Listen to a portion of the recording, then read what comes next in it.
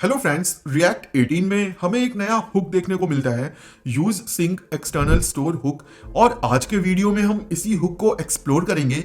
हम जानेंगे कि use sync external store hook क्या करता है और कब हमें इस हुक को यूज करना चाहिए। सो विदाउट वेस्टिंग टाइम चलिए शुरू करते हैं। सो आज हम सबसे पहले एक प्रॉब्लम स्टेटमेंट देखेंगे और उस प्रॉब्लम को सॉल्व करते करते हम ये जानेंगे कि यूज एक्सटर्नल स्टोर हुक क्या करता है। सो यहाँ पर मेरे पास सिंपली एक ऐप कंपोनेंट है जिसमें सिंपली एक फंक्शन है हैंडल स्टोर इंक्रीज, और इस फंक्शन के अंदर मैं सिंपली स्कोर वेरिएबल को इंक्रीज कर रहा हूं और उसको कंसोल कर रहा हूं। और ये जो स्कोर वेरिएबल है ये मैंने अपने ऐप कंपोनेंट के बाहर डिफाइन किया है। आप इस बात को ध्यान देना कि मैंने इस वेरिएबल को कंपोनेंट के बाहर डिफाइन किया है। नेक्स्ट मेरे पास एक स्कोर कंपोनेंट है जिसमें सिंपली मैं एज इट इज मैंने स्कोर वेरिएबल को h1 टैग में ऐड करके रखा है। नेक्स्ट सेम मेरे ऐप कंपोनेंट में एक बटन भी है जिसके क्लिक में मैं simply handle score increase function को कॉल कर रहा हूं। अभी अगर मैं ब्राउजर में जाके इस यूआई को चेक करूं तो मुझे सब सही दिखेगा, बट अगर मैं इस इंक्रीज स्कोर बटन पे क्लिक करूं तो आप देखोगे कि मेरा स्कोर अपडेट हो रहा है बट मेरा यूआई नहीं अपडेट हो रहा। सो यूआई अपडेट ना होने का रीजन ये है कि ये जो मेरा स्कोर वेरिएबल है ये एक नॉर्मल वेरिएबल है और रिएक्ट नॉर्मल वेरिएबल के अपडेट्स को ट्रैक नहीं करता है।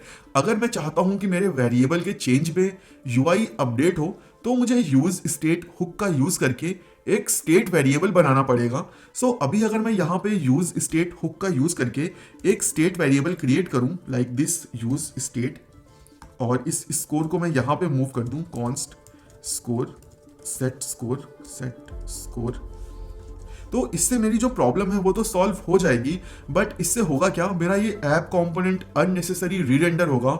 और अगर मैं इस यूज स्टेट कॉल को मूव कर दूं अपने स्कोर कंपोनेंट में तो मैं ऐप कंपोनेंट में स्कोर वेरिएबल को यूज नहीं कर पाऊंगा। तो हमें कोई एक ऐसा सॉल्यूशन चाहिए जिससे कि अगर मेरा लोकल वेरिएबल अपडेट हो जो कि है स्कोर, तो मेरा स्कोर कंपोनेंट अपडेट हो जाए। सो इसी प्रॉब्लम को सॉल्व करने के लिए रिएक्ट ने इंट्रोड्यूस किया है use sync external store hook. ये हुक बेसिकली जो भी एक्सटर्नल डेटा सोर्स होते हैं जो कि हम कंपोनेंट के बाहर डिफाइन करते हैं उनको ये सब्सक्राइब कर लेता है, और जब वो डेटा सोर्स अपडेट होते हैं तो रिएक्ट कंपोनेंट के अपडेट को ट्रिगर कर देता है। सो हम देखते हैं कैसे हम इस हुक को यूज कर सकते हैं। सो सबसे पहले इस यूज स्टेट को मैं यहां से हटाता हूं और रिएक्ट पैकेज से मैं simply use sync external store hook को इंपोर्ट कर लेता हूं। और जिस भी कंपोनेंट में मैं चाहता हूं कि अगर एक्सटर्नल डेटा सोर्स अपडेट हो और वो कंपोनेंट रीरेंडर हो तो मुझे वहां पे इस हुक को कॉल करना पड़ेगा। यहां पे सिंपली मैं यूज एक्सटर्नल स्टोर हुक को कॉल कर लेता हूं और ये हुक हमसे तीन चीजें एक्सपेक्ट करता है और रिटर्न में ये हमें एक वैल्यू रिटर्न करके देता है जो कि मेरे एक्सटर्नल डेटा सोर्स की वैल्यू होती है। तो सबसे पहले जो भी ये वैल्यू रिटर्न कर रहा है मैं उसको एक वेरिएबल में रख लेता हूं const updated score is equal to, simply मैंने हुक को कॉल कर रखा है और अब इस स्कोर वेरिएबल की जगह इस अपडेटेड स्कोर को यूज करूंगा। और अब वो तीन आर्ग्यूमेंट देखते हैं जो मुझे इस use sync external store hook में पास करने हैं। सो जो सबसे पहला आर्ग्यूमेंट है वो होता है एक फंक्शन, और इस फंक्शन के थ्रू हम रिएक्ट को बताते हैं कि मेरा डेटा सोर्स अपडेट हुआ है और आप कंपोनेंट के अपडेट को रीट्रिगर कर दो सो दैट कंपोनेंट रीरेंडर हो सके। और जो दूसरा आर्ग्यूमेंट है वो भी एक फंक्शन होता है और इस फंक्शन की रिस्पॉन्सिबिलिटी होती है इनिशियल वैल्यू को रिटर्न करना। और जो थर्ड आर्ग्यूमेंट है वो भी एक फंक्शन होता है जो कि हम यूज करते हैं सर्वर कंपोनेंट्स में। सो अभी के लिए थर्ड आर्ग्यूमेंट हम छोड़ सकते हैं क्योंकि वो कंप्लीटली ऑप्शनल है। अभी हम देखते हैं कि ये जो दो आर्ग्यूमेंट्स हैं हम इनको कैसे इंप्लीमेंट कर सकते हैं। सो सबसे पहले मैं सिंपली दो फंक्शन क्रिएट कर लेता हूं। एक को मैं नाम देता हूं सब्सक्राइब और जो दूसरा फंक्शन है उसे मैं नाम देता हूं गेट स्नैपशॉट। सबसे पहले हम इस गेट स्नैपशॉट फंक्शन को इंप्लीमेंट कर लेते हैं क्योंकि मुझे इस फंक्शन से सिंपली इनिशियल वैल्यू को रिटर्न करना है जो कि है सिंपली ये स्कोर वेरिएबल। तो मैं इस फंक्शन से सिंपली रिटर्न कर देता हूं स्कोर को, दैट्स इट। इस फंक्शन से मुझे सिंपली इनिशियल वैल्यू को रिटर्न करना है, दैट्स इट। अब सिंपली इस गेट स्नैपशॉट फंक्शन को मैं यूज करता हूं एज अ सेकंड आर्गुमेंट और ये जो सब्सक्राइब फंक्शन है इसे मैं यूज करता हूं एज अ फर्स्ट आर्ग्यूमेंट। अब जब ये सब्सक्राइब फंक्शन कॉल होगा तो मुझे यहाँ कॉल बैक में एक फंक्शन मिलता है नोटिफाई। इसे आप कुछ भी नाम दे सकते हो। बेसिकली मुझे इस फंक्शन को कॉल करना होता है जब भी मेरा एक्सटर्नल डेटा सोर्स अपडेट हो, तभी रिएक्ट को पता चलेगा कि हाँ मेरा डेटा सोर्स अपडेट हुआ है और आप अपडेट को रीट्रिगर कर दो। सो अभी ये जो सब्सक्राइब फंक्शन के अंदर मुझे ये कॉल बैक मिल रहा है, इसे मैं नाम दे देता हूँ नोटिफाई। सो अभी जो मेरा स्कोर है वो अपडेट हो रहा है ऐप कंपोनेंट में, और मुझे किसी तरह इस नोटिफाई को पहुंचाना है इस ऐप कंपोनेंट में। तो उसके लिए मुझे एक और वेरिएबल यहाँ पे क्रिएट करना पड़ेगा। इसे मैं नाम दे देता हूँ एमिट, और इसकी इनिशियल वैल्यू मैं सिंपली नल रख देता हूँ।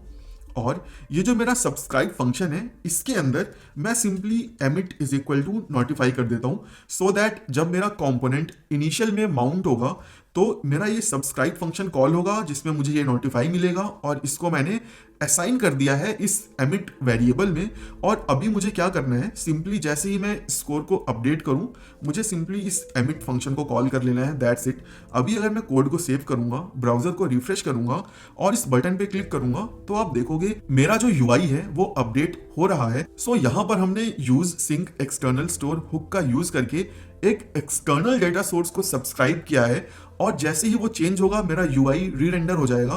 तो आप सिंपली ये कह सकते हो कि हम इस हुक का यूज करते हैं एक ऐसे डेटा सोर्स को सब्सक्राइब करने के लिए जो मेरे कंपोनेंट का पार्ट नहीं है, और जब जब वो चेंज हो और मैं चाहता हूं मेरा कंपोनेंट री-रेंडर हो तो मैं सिंपली इस हुक को यूज कर सकता हूं। अभी हम एक और यूज केस देख लेते हैं जहां पे ये यूज एक्सटर्नल स्टोर हुक बहुत ही एक अच्छा एग्जांपल है। सो फॉर एग्जांपल मैं विंडो के रीसाइज में जो भी मेरे अवेलेबल स्क्रीन की विड्थ है वो मैं यूआई पर शो करना चाहता हूं। सो ये करने का जो ट्रेडिशनल तरीका है, मुझे सिंपली एक स्टेट वेरिएबल क्रिएट करना पड़ेगा, और जब भी रिसाइज इवेंट हो मुझे अपने स्टेट वेरिएबल को अपडेट करना पड़ेगा। सो हम ये देखते हैं कि हम विदाउट स्टेट वेरिएबल कैसे इस प्रॉब्लम को सॉल्व कर सकते हैं। सो मैं सिंपली क्या करता हूँ, ये जो मेरे वेरिएबल्स हैं इनको मैं अब हटा देता हूँ क्योंकि मुझे अब इनकी ज़रूरत नहीं है, और यहाँ पे मैं सिंपली लिखता हूँ विड्थ इज, और यहाँ पे अब मैं इसको रीनेम कर देता हूँ विड्थ। और ये जो गेट स्नैपशॉट फंक्शन है यहाँ से मैं सिंपली रिटर्न करता हूँ विंडो डॉट इनर विड्थ। ये मुझे मेरे विंडो की इनिशियल विड्थ दे देगा। और ये जो सब्सक्राइब फंक्शन है यहाँ पे मैं सिंपली जो रिसाइज इवेंट है उसमें मैं ऐड इवेंट लिसनर का यूज करके सिंपली उस इवेंट को मैं लिसन करूंगा। सो यहाँ पे सिंपली मैं क्या करता हूँ, window dot add event listener, यहाँ पर मैं रिसाइज पास कर देता हूँ रिसाइज, और मैं चाहता हूँ जैसे ही मेरा विंडो रिसाइज हो मेरा ये सिंपली नोटिफाई फंक्शन कॉल हो जाए, सो दैट रिएक्ट को पता चले कि हाँ एक्सटर्नल डेटा सोर्स अपडेट हुआ है, मेरा गेट स्नैपशॉट फंक्शन कॉल हो और मुझे अपडेटेड वैल्यू मिल जाए। सो सिंपली यहाँ पे मैं नोटिफाई पास कर सकता हूँ। और यहाँ पर हमें एक और एडिशनल चीज़ मिलती है, अगर मैं इस सब्सक्राइब फंक्शन से एक फंक्शन रिटर्न कर दूं तो ये सिंपली एक क्लीनअप फंक्शन के जैसे काम करेगा, जैसे कि हम यूज इफेक्ट में एक क्लीनअप फंक्शन पास करते हैं। सो यहाँ पे मैं सिंपली क्या करता हूँ, जो इवेंट लिस्टर मैंने ऐड किया है इसको मैं रिमूव कर देता हूँ। यहाँ पे देख लेते हैं एरर क्यों आ रही है, अभी भी हम कहीं स्कोर वेरिएबल को यूज कर रहे हैं। सो यहाँ से भी मैं अब इन वेरिएबल्स को हटा देता हूँ क्योंकि अब मुझे बटन की क्लिक की जरूरत नहीं है, और मैं सिंपली कोड को सेव करता हूँ। अभी आप देखोगे मुझे विड्थ मिल रही है जो कि है 333, और अभी अगर मैं इस विंडो को इंक्रीज करूँ तो आप देखोगे जो मेरी विड्थ है वो इजिली अपडेट हो रही है। सो बेसिकली यहाँ पे मैंने किया क्या है, जो भी मेरा रिसाइज इवेंट है उसको मैं लिसन कर रहा हूँ इस सब्सक्राइब फंक्शन के थ्रू, और ये subscribe function first time call होगा जब भी मेरा स्कोर कंपोनेंट माउंट होगा जो कि सिंपली रिसाइज इवेंट को बाइंड कर देगा। और ये जो गेट स्नैपशॉट फंक्शन है ये मुझे इनिशियल वैल्यू देगा जो कि है विंडो डॉट इनर विड्थ, और जब जब नोटिफाई फंक्शन कॉल होगा जो कि हर रिसाइज पे कॉल होगा, जैसे ही रिएक्ट को पता चलेगा कि कुछ हुआ है, अपडेट रीट्रिगर करना है, तो ये गेट स्नैपशॉट फंक्शन बार बार कॉल होगा। अगर मैं यहाँ पे कंसोल ऐड कर दूं, console dot log something something, code को सेव करूं, इस डबल एन को मैं सिंगल एन कर देता हूं और ब्राउजर को मैं रिफ्रेश करूं तो आप देखोगे जब जब मैं रिसाइज कर रहा हूं मेरा गेट स्नैपशॉट फंक्शन कॉल हो रहा है। दैट मीन्स सब्सक्राइब फंक्शन के थ्रू हम रिएक्ट को बताते हैं कुछ अपडेट हुआ है, और React again get snapshot function को कॉल कर लेता है। सो ये था use sync external store hook, जो कि सिंपली हम यूज करते हैं एक एक्सटर्नल डेटा सोर्स को सब्सक्राइब करने के लिए, सो दैट जब वो चेंज हो तो मेरा कंपोनेंट री रेंडर हो सके। और लेट मी नो इन कमेंट्स अगर अभी भी आपको कोई भी डाउट है इस हुक के बारे में। I will love to answer your questions.